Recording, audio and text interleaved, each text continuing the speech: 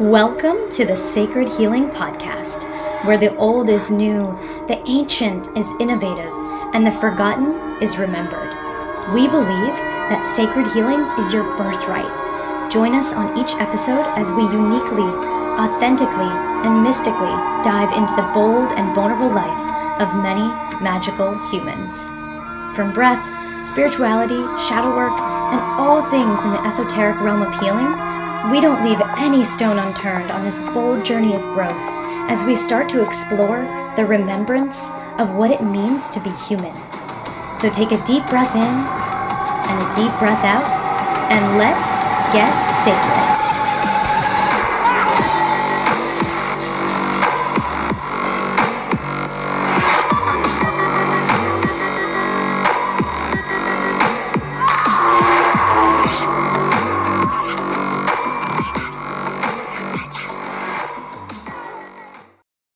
Today, I want to share with you all the delicious cacao with a K, ceremonial grade drinking chocolate. Cacao is one of my favorite brands of ceremonial grade cacao, and it's a delicious addition to my morning routine.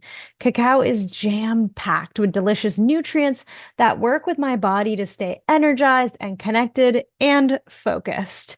What I also love about cacao is that they are a nonprofit on a mission to protect the native heirloom strands of cacao in Peru and Guatemala by giving back to the farmers and communities that make it available for us. If you are interested in cacao with a K, go to the show notes and you will find a link for 10% off your first order, or simply by using the discount code Jessica, all caps, at checkout. That's JESSICA, all capital letters, at checkout. Hey guys, welcome back to the Sacred Healing Podcast. This is part 2 of my episode with Makenzie, the founder of KAKAO Drinking Chocolate. In this episode, we get into many crunchy topics, including grief, sacred sexuality, body image, and much, much more. Enjoy part 2 with Makenzie, the founder of KAKAO Drinking Chocolate. Thank you. This has been such a beautiful conversation around cacao. And I want to shift to a few personal topics real quick because I feel like the listeners are going to be super, super jazzed about all the information you've shared about cacao. But I also want to touch on some lessons that you've learned in your business. And one of those being your kind of shifting from that sacred purpose to how that was looking for you with love and with your union, because you had a very public union, you had a very public partnership with cacao, and I want to honor that.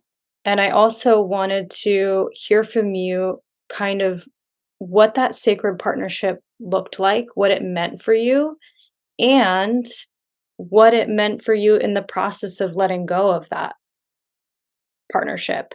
Because I know that that's been a super deep journey for you over the past few months. And I think it's really powerful to show other people that it's okay. And to lean into the beauty of what you had, and also that it can transcend and move forward in an even more beautiful way. And so I would love if you don't mind going into the deepness of all the darkness and all the light that it is to be in union, and share for us a little bit more about what that was like for you in your sacred partnership, and what that meant for you. Oh, Jessica, I just really admire your courage to ask this question, first of all, and then the way you do it with so much grace and compassion. I feel your heart and love, and you can sense that this is tender, and so I just acknowledge that and appreciate that. This is definitely still a process, and so I haven't really even spoken about it publicly, and I'm so willing to. and to be as open as possible about it. Essentially, so like with Cacao with a K, for instance, I founded that in 2016, and about a year in, I was also working on this other business full time, my hummus company. About a year in, I met my ex-partner and invited him into the business, and essentially was so motivated. I was so motivated to come together with someone and be in sacred purpose together.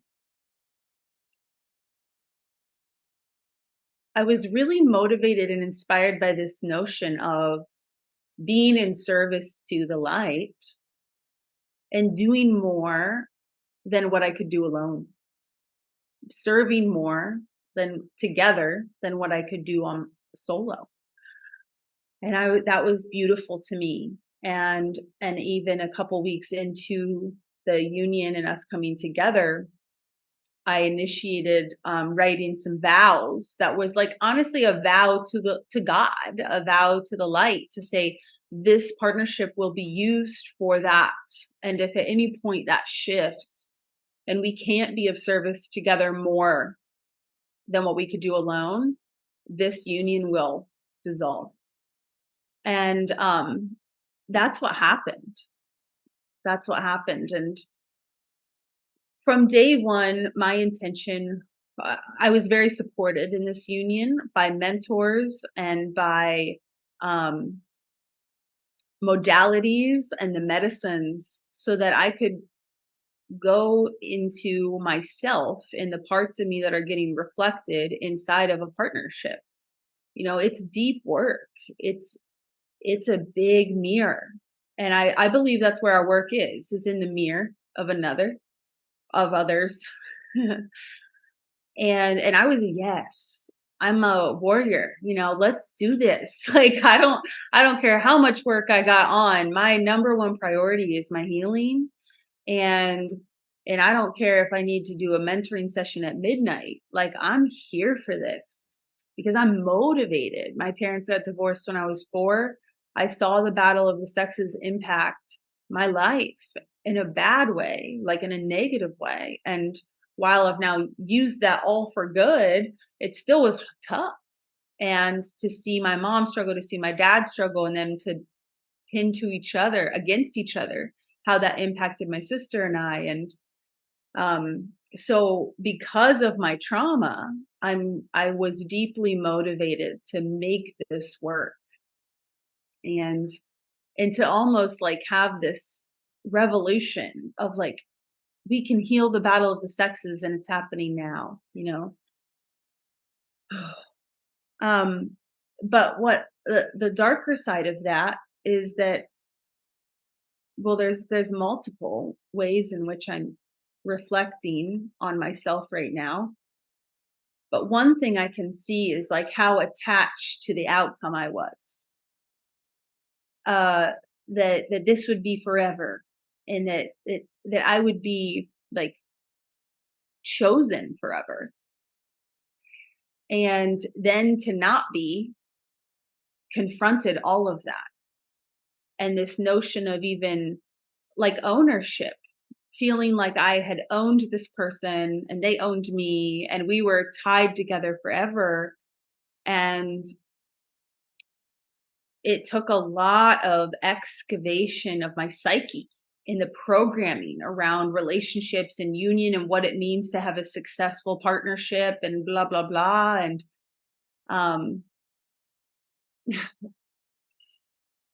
so I guess what I'm trying to say is it's really illuminated where I have an idea of how I think something should go. And then because I am willing, because I am open to the healing and doing the hard work and the grittiness and the mentoring and however much money you need to pay to get the help, like, let's just do this. It's like, how much was I forcing it? Because I was so attached to this higher ideal, which is beautiful. But if the foundation is force, And I kept, what I'll speak on for myself, because that's what I'm committed to doing here, is only speaking for myself, because I can't speak for for him. But what I kept doing that I've been healing and cleaning up lately is I kept making me the problem, and I kept collapsing on myself and shrinking.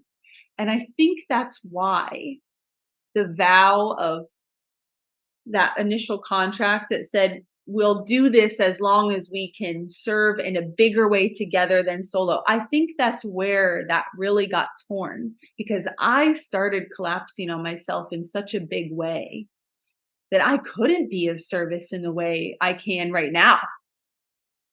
As much as I was freaking out internally when this relationship was ending,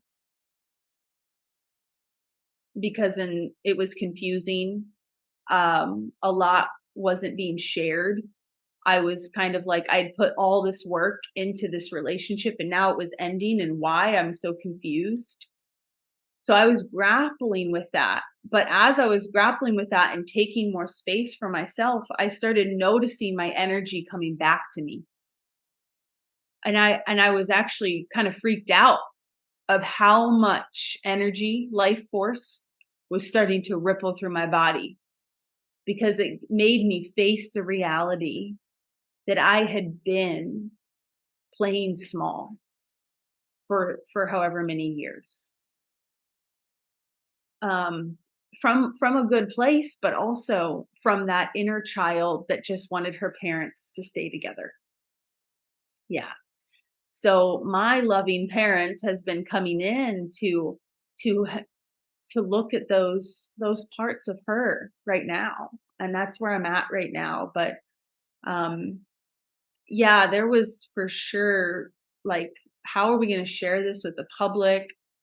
I'm a very transparent person. I like to be fully authentic, bring it all out in the light, even the darkness, even the grittiness, cuz like I'm a fucking human, like, and just look at it, just see it. I'm a human, I do weird shit, you do weird shit. Let's just be real, because we're all in this together.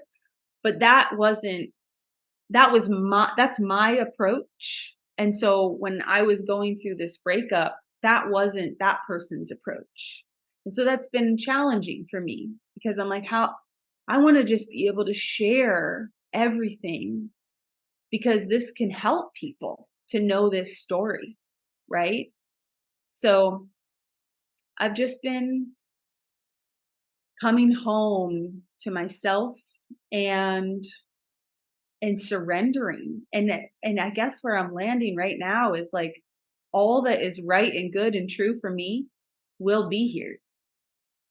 I don't need to force it. I don't need to make it happen. I don't need to question. I can just allow that, hey, this isn't flowing. All right. Throw my hands up and I say, let go. And yeah. Yeah, the most sacred thing is what is, right? And so just allowing it to be.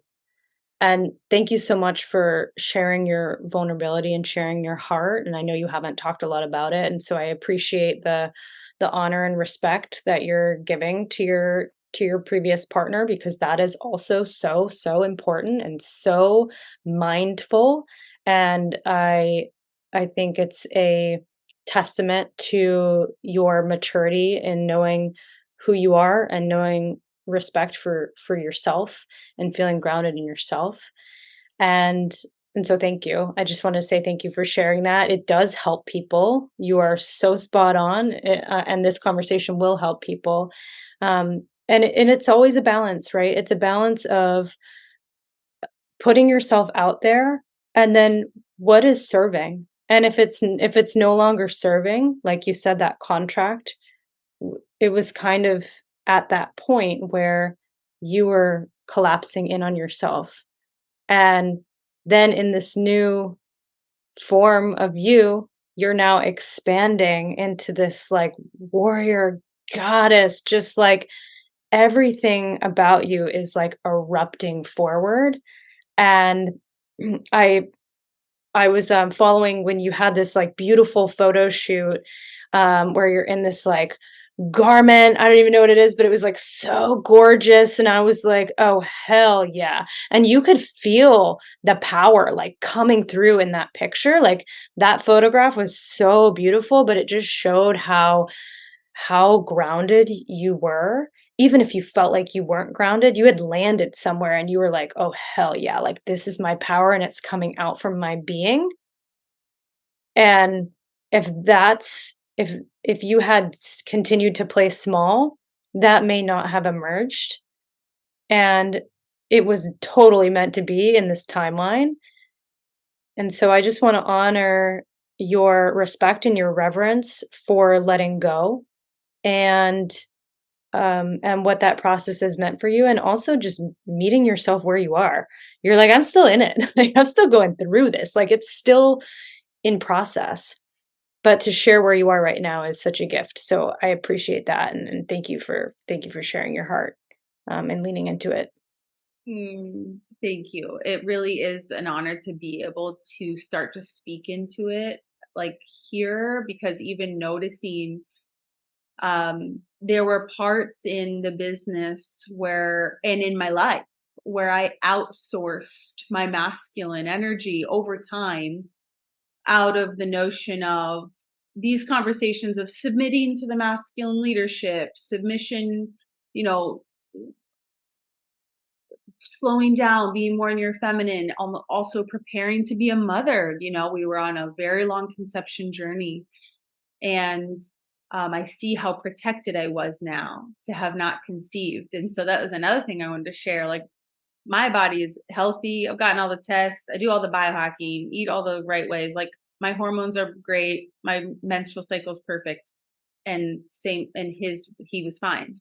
And literally 5-year conception journey, how protected I was. There's a divine plan with these spirit babies. And so I know a lot of people are struggling with fertility these days. And so I wanted to speak that out. But I think the last thing I'll share on this is I started kind of talking about the notion of ownership, where I felt like, oh, I own him and he owns me and we have to be together forever. We have to choose this forever. But actually the important message for me right now is like, I get to take ownership of my life fully. I get to take ownership of all my components and even my masculine energy where I'd outsourced. Like right now, I'm the only employee of this company. I've taken back everything into my hands so that I can get my eyes on it, get my hands dirty. But there's things I'm still catching up to. And wait, even things you've asked me today, like with the science of cacao, for instance, that used to be his thing.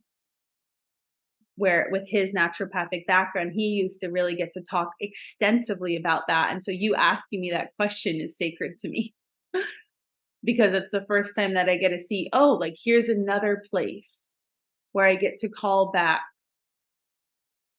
the truth, which is my passion for this medicine. And I get to like be more honest about where I've outsourced it, thinking that was the right thing to do, when really I was giving away my power in so many ways. So it's a balance, but I just wanted to speak that out. And yeah, I'm grateful for the opportunity here. Yeah, it's absolutely a balance, and shout out to parts work because that's so powerful as well, and you've mentioned a few times, like, that you're working on parts of yourself and really, like, the only person you need to impress for the rest of your life is that five-year-old self that you're looking back at in the mirror, and, like, the fact that you get to work on all of that at this point in time, in this timeline, in this universe, in this cosmos is, like, so beautiful, it's so beautiful, so thank you for sharing that. Thank you for sharing about your love and your union. I wanna swap over you mentioned a few things that have to do with, um, more on the feminine side because you shared about the masculine, right? Like, "Hey, I needed to step more into this piece of my masculine," but you also shared a lot of really deep feminine wounding, and trauma and healing for a lot of people in motherhood and in mothering and trying to conceive, and you shared earlier that you had an abortion. I've had a miscarriage, like, there's so many deep, deep wounded parts of the feminine that people don't really love to talk about because 'cause they're super crunchy, And so what I want to kind of weave into here is how you feel about yourself with all these practices that you've done, mirror practices, kind of the practice of becoming small and then opening up big again now and standing in your fullness. I want to talk about two things. So one is body image and what that means for you. And the other one that I kind of want to weave into is sacred sexuality and not the act of having sex, but the act of like being sexy as a feminine in the space, like as a like you're turning like maid to mother situation. And that's what I mean by like sacred sexuality, sex magic, whatever you want to call it. So I want to weave into that, but starting with body image and starting with how you've become just so comfortable with sharing your space. Love. Oh, this is one of my favorite topics ever. Because yeah, body image was so a thing for me. I mean, like growing up in a household that I was dieting by the time I was 15 years old, restricting and really controlling around my diet, just imitating my mom, having kind of exercise bulimia, like binging and then exercising and comparing myself to the other cheerleaders and the other people, and really again just emulating what my bloodline was doing, not just my mom, my grandmothers, like all of us were everyone was very controlling around that. It was all about how you looked, and that was built into my psyche. So when I went to college and started studying nutrition and then got into holistic health and became a health coach, I really did get to heal my relationship with food first and foremost, in that rather than seeing food as a bad thing and something I need to control and freak out about and fear, I get to actually enjoy it. And I get to choose, yeah, clean and nourishing foods, but I get to enjoy it. And so I really relaxed there. I just like in college, I was like, I'm never counting calories again. I'm never doing another bullshit diet. Like that's all such controlling, manipulative energy. So that was helpful. However, my comparison to other women did not stop. I was always looking at other women of like, oh, I wish I was as pretty as her, or I'm sure guys are more into her, or I'm sure my partner would rather be with her. There was this constant comparison, even though like I was happy with myself, with my body, and I felt like fortunate. And took care of myself. I still always compared. And that actually put me in a more competitive energy with women on a very subconscious level. It wouldn't show up physically, but it would be there in the background of like, yeah, protection. So when I started healing my sisterhood wound and coming into more intimacy with other sisters, I really realized I need to let go of this comparison because it's getting in the way of this deeper friendship. And so started doing more work around this in the space of sacred sexuality and body shame. Showed up to this retreat one time in Kauai. My intention was to excavate all body shame. That was literally my intention. The first exercise that we did, she asked us, we were in a circle sitting on the ground. She asked us, we had to stand up in the center of the circle, butt naked, and we had to go through everything we say about our bodies and our minds, and we had to say it out loud. Holy shit. Yeah. Hold on. Let's pause real quick. What? That sounds terrifying, but also it sounds awesome at the same time. And I'm sure there's a lot of people that would be like, holy shit, I would never do that. Right. And that's that sister wound. Like that's the deepness. That's like how deep it goes. So I'm so glad you mentioned that. Okay, tell me more. Yeah, it's good to know like how, because for me, I've started doing this practice much more, so it's become normalized. I find myself naked with other women a lot now in Hawaii, And it's good to hear that it's interesting to hear that it's still like, whoa, that would be intense. Because that's how it felt in the moment. When they said, this is what you're going to do, adrenaline started coursing through my body. I mean, I was shaking. And so they were like, well, who wants to go first? So I go first because I'm like, I need to get this out of the way. I strip off my clothes. I get in the center.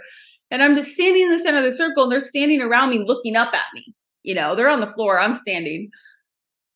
So I start saying all the things. But the first thing that comes out of my mouth is, what is wrong with you? That's what I had been saying to my body. What is wrong with you? Why can't you figure this out? Why can't you get this right? This is the kind of shit I was saying to myself in the mirror every day. And I'd be like, I don't get you. I don't know what you need. It's like, you know, just like, yeah. So it's negative, not helpful, not loving.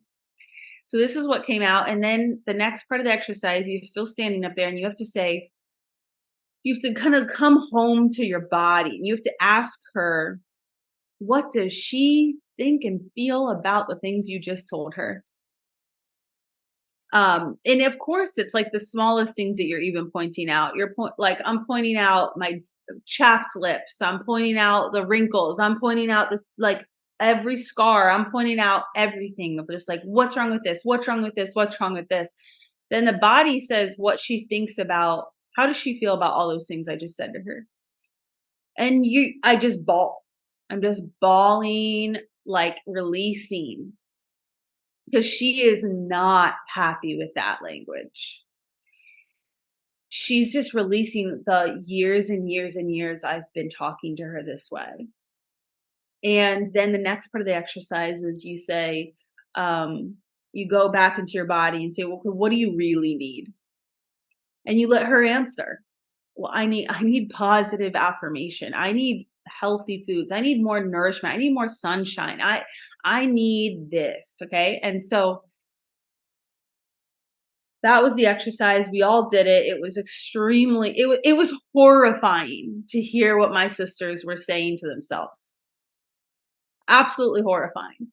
And I've actually done this exercise many times now. I've led groups through this exercise, women on retreats through this exercise. And I always am in tears because I'm just like, this beautiful woman that I love and respect so much is up there saying these things to herself that I never would have noticed. And it's just a huge weight. So that excavated my body shame. It really worked. It was amazing. Now, afterwards, she showed us this photo of an apple that her son had done this experiment. It's like the water experiment, but with an apple. The one apple gets spoken love into for 45 days, and the other apple gets spoken hate into for 45 days. But it's more helpful to see it with an apple than it is water. Yeah, we know our bodies are water, right? But to see it with an apple, you get very present to the body and what happens to the body when you're speaking hate versus love. The one that was spoken hate into for 45 days was literally black, moldy, and mush. It was just black, moldy mush at the bottom of the bag. The one that was spoken love into was a whole apple. It was a whole apple. So they had cut this apple in half so you could see the inside. And this one just mush, mold, black. This one, a whole apple with a little bit of brown, right? Just normal, like exposed to the air, but still intact in color. That really woke me up to realize, wow, I cannot say these negative things to my body anymore because they're actually making it worse. I need to say the positive things. I need to build her up. And then actually become more vibrant, right? So I'll pause there. Absolutely. And thank you for that example. And thank you for taking us through kind of what that ceremony might look like. And coming back to the way that you're talking to yourself every single day, when you were telling that story about like, oh, the horrible things that women were saying about themselves, I had my own reel running, like, right? Like my playlist was going. And so when you give that example of the apple, we feel what we say to ourselves in every cell of our body. And so, what would it look like, or what might it look like if we changed that narrative and played a different playlist? Mhm. So, I so appreciate the work that you're doing to heal that part of yourself, because even talking about it heals a part in me. And this will now start a bigger spider web out, right? So thank you. This is so important. And I want to weave this into sacred sexuality, because I'm curious to know how that's allowed you to show up more in that feminine space and more in that powerful, beautiful sexual expression of who you are. So can Mhm. you weave into that for us a little bit? Yeah. And I will say, so I have an audiobook that's coming out. It's called Gaia, My Homegirl, and it's coming out in the next week. And so it actually talks a lot about this body shame piece and some sacred sexuality stuff, but essentially like other things I've done to just excavate that shame and have more reverence for my body and feel that vitality and vibrancy without Botox, without plastic surgery, without all of the filters. Like filter consciousness is just so, right? Like I'll see it. Like if I'm in a certain lighting, I'll be like, oh, dang, like I don't love that, but I'm going to post it anyway because like people need to know what like a real person looks like. You know, this is what a real person looks like these days. So in terms of sacred sexuality, like coming into more love for myself has changed everything in the space of my sensuality and sexuality. I mean, first and foremost, I needed to like kind of lift this boundary almost. I don't know if that's the right word, but like cage on my sensuality, and living in Hawaii helped me do that. People here are more intimate. They touch more, and the women here are more open, and whether someone says that's good or bad, whatever, but it actually helped me see that on the mainland we're very constricted with touch and kind of play small. Like I don't want to be too much, I don't want to be too big, I don't want people to notice me. But I was around certain women here in Hawaii that would say, well, not even from an ego place, I'm just going to be my full feminine. And there was this openness, and I was like, that is magnetic. That is beautiful. And it can be, yeah, it can be triggering at first if you're not giving yourself permission to do that too. But it invited me to do that. And in the lovemaking space, specifically with my sexuality, I am just in this place where it's like, just get all the shame out of there. Like when I'm in that space, I'm like in the beauty, like bring on all the flowers, all the scents. Like I'm not looking to a man now to romance me or create a sensual, beautiful space. I do it. I get the flowers. I get the cacao. I set the altar. I light the candle. I put on the dress because it makes me feel good. And then my feminine gets to flourish if I have a strong masculine that can actually like be reverenced. That's a whole other topic right now, right? But just coming back to myself, because I don't even need a man or woman, like, you know, I don't need another person there necessarily to access these parts of myself. And my favorite way to do that right now is through dancing. And again, like I set the sacred space and I just let and I put on a playlist. I just let the energy move. And now when it, like just imagining me in the bedroom, what that must look like is eye to eye, completely wide open, fully in emotional, mental, spiritual, and physical intimacy. This is my value, intimacy, which is something I ran away from for so many years. And I sabotaged relationships out of fear of intimacy. I ran away from the ones that were healthy out of fear of being seen, out of fear of letting someone in. And now I have different work to do. But when it comes to intimacy, I see the growth showing up. I see it there because I'm like, I can be seen. I can and see someone. And that's my standard now is like, if I'm going to be intimate with someone, it can't just be physical. It's got to be every level, emotional, mental, spiritual, physical.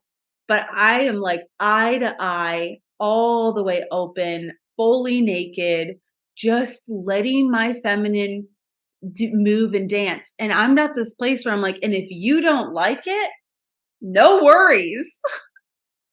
No worries. I'm having a good time by myself over here. You don't need to like it, right? Like I am not like when I'm in that space and when I'm truly in my power, I'm not fearful of rejection because I'm like, if this isn't for you, tell me now because that's the information I need to bring myself into spaces that are right and true and good for me.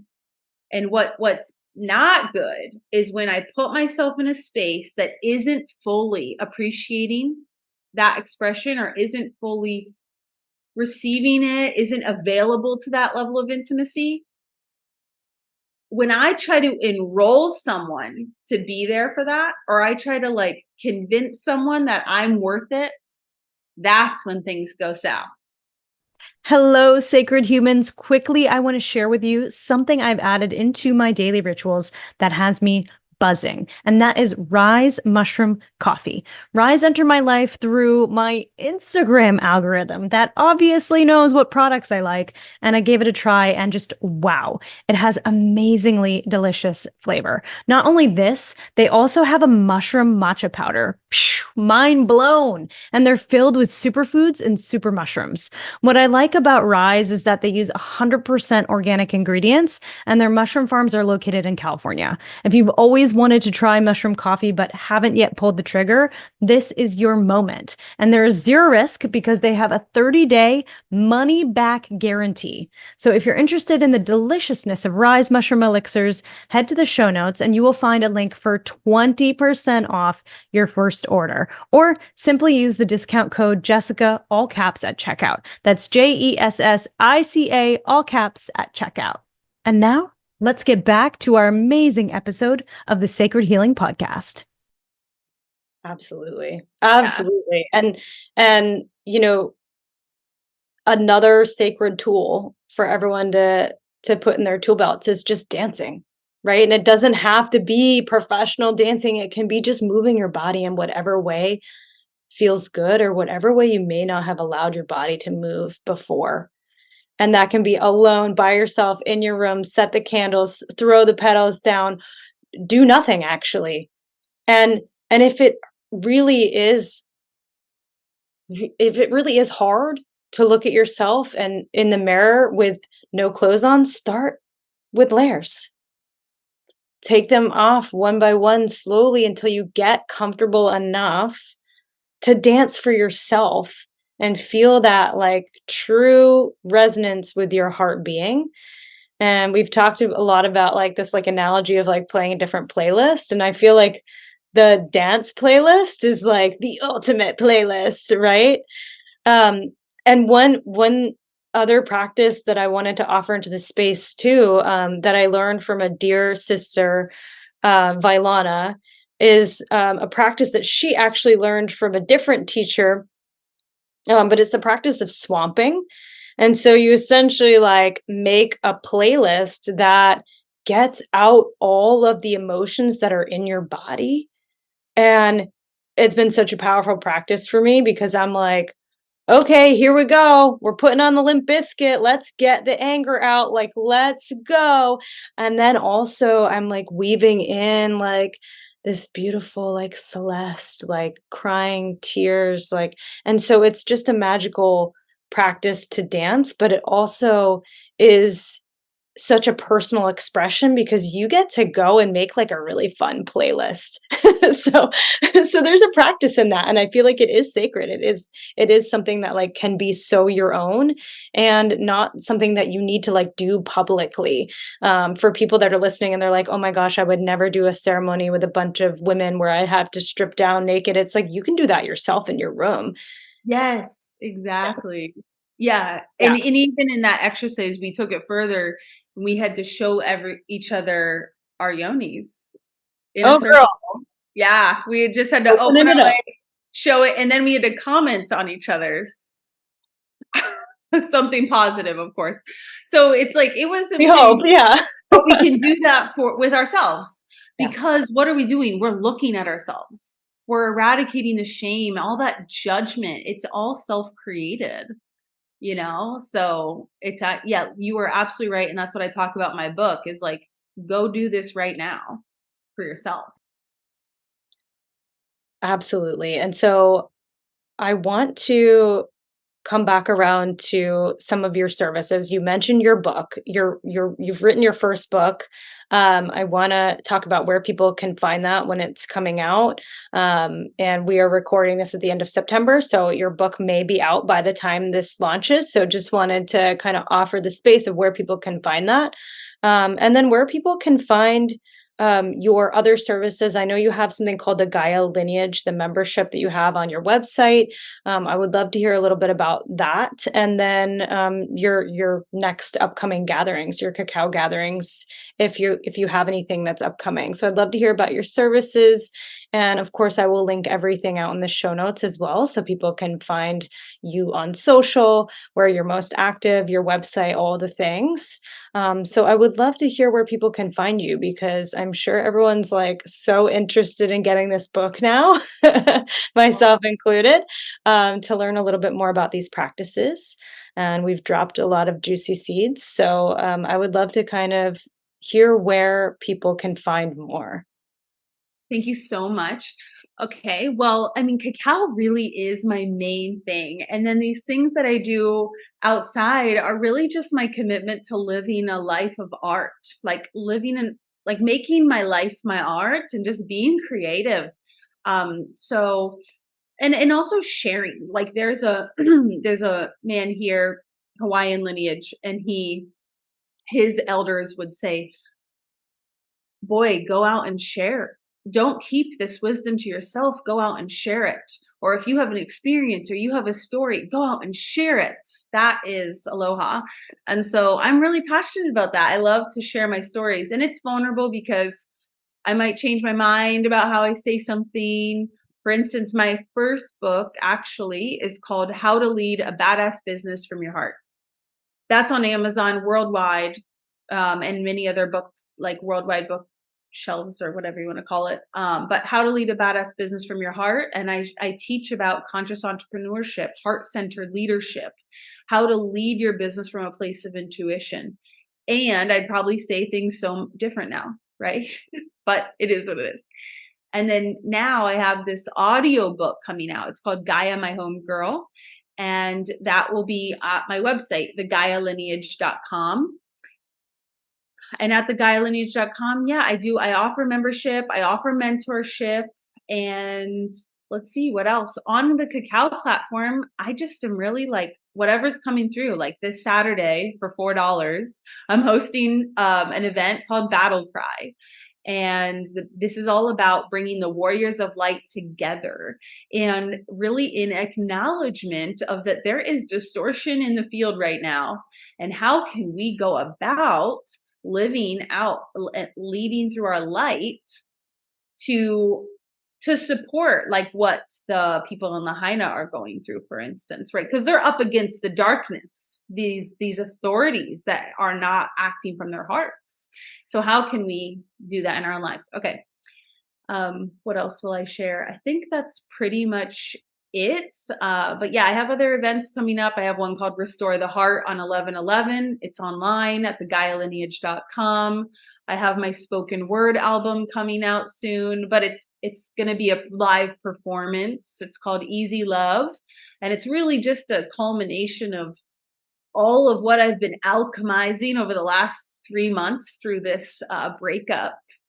And I used to not want to call it breakup. I used to not want to call it divorce. And now I'm just owning it, because that's the next level of my acceptance and of my grief.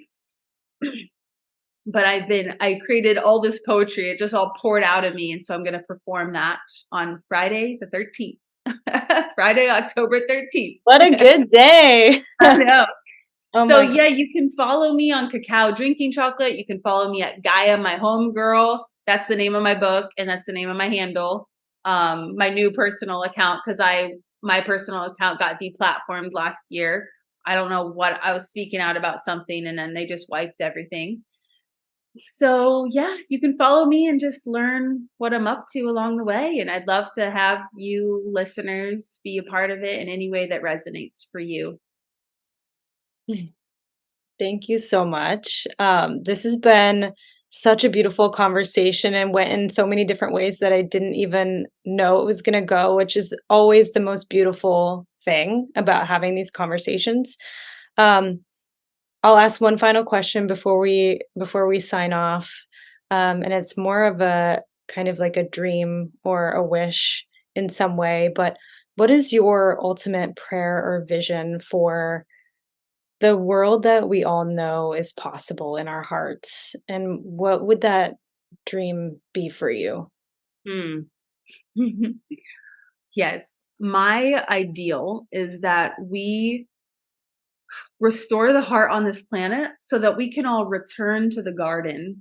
And the garden being this symbol of where we all are living in harmony with the land and with each other.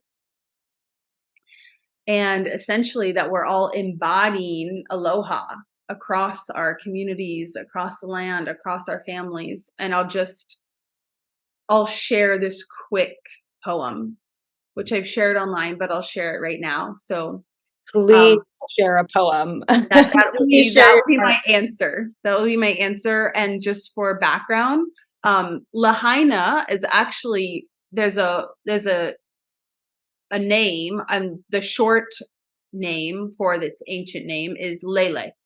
Lele. So that's the context. And then Keiki is children. Kanaka Maoli are native Hawaiians.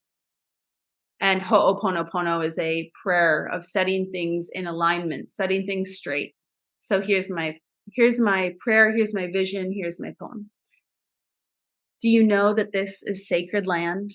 That when aloha breaks down, we go to Ho'oponopono? Do you know that loving is always better than fighting? Do you know what I know? I may not be Kanaka Maoli, but I'm learning what it means to be Hawaiian. I am praying and making offerings to the water. With her, I am unifying. The fires may have burned down Lahaina, but they can't destroy ancient Lele. The wisdom is rising more than ever. The price for our greed, it's time to pay. Everyone's eyes are on Maui, the heart chakra of the world, calling us to rise together. It's time to restore with the land, sovereignty, with each other, right relation. Warriors, rise up. It's going to take more than meditation. I'm ready to look around and see love in action. This is the way of aloha. No truth, no satisfaction. We must stop at nothing to stand for what's right. With our hearts and our voices, we fight in a good way for a new day where the keiki will play for Maui and Lele. Wow. Oh my gosh. I'm I'm honored to have crossed paths with you in this life. And it's been quite a while since we've connected face to face, and I don't know when that will happen again, but thank you for saying yes to coming and chatting with me, and thank you for sharing your heart. Because we got into some topics that I know are still really raw, and and I just appreciate your vulnerability and your passion and your grace and all of the like goodness that has come out from this conversation. So thank you for your time, and thank you for being on the Sacred Healing Podcast. It's been an Thank honor. you so much, beautiful. So very reciprocated. It's such an honor. So much love. All right, guys, until next time, I will link everything in the show notes for you guys to connect with Makenzie. And everyone have a beautiful, beautiful day. Thank you so much. Aloha. Aloha. Bye, Makenzie. Bye, darling.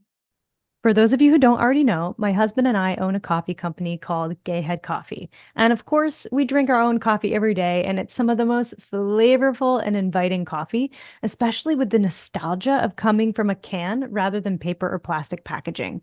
But I'm biased, so check it out for yourself. If you're interested, head over to the show notes where you will find a link to order your coffee today from gayheadcoffee.com. That's GAYHEADCOFFEE.com. Thank you all for your support. It means the world to us as a small business. I love you. I'm sorry. Please forgive me.